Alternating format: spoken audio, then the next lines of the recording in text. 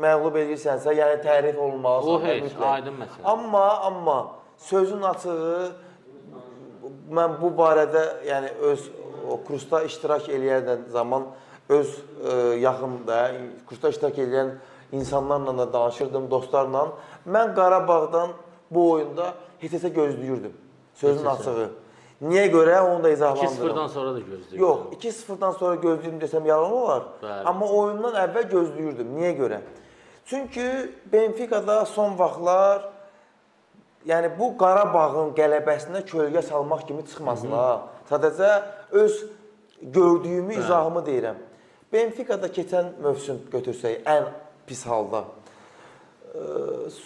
yarım müdafiənin solunda oynayırdı Angel Di Maria, sağında oynayırdı Kerem Aktürkoğlu. Bugün oynayır Aursens və Schleudrup.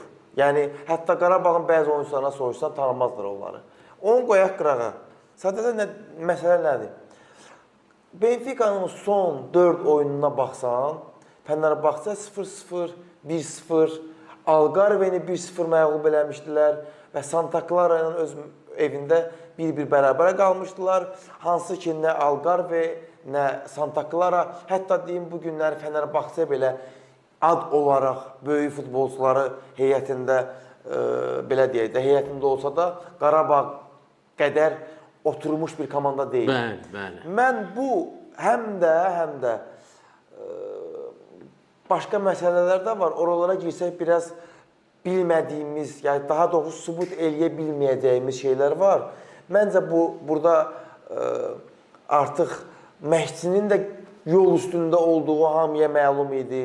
Yəni artıq hətta Qarabağa məğlub olmasa belə, heç-heçə eləsə belə məşqçi gedəcəkdi. Məncə artıq Marinho hər şeyi əvvəlcədən, yəni belə deyək də, artıq bir sanca atmışdı ora. Amma bütün bunların fonunda bizim üçün nə lazım idi?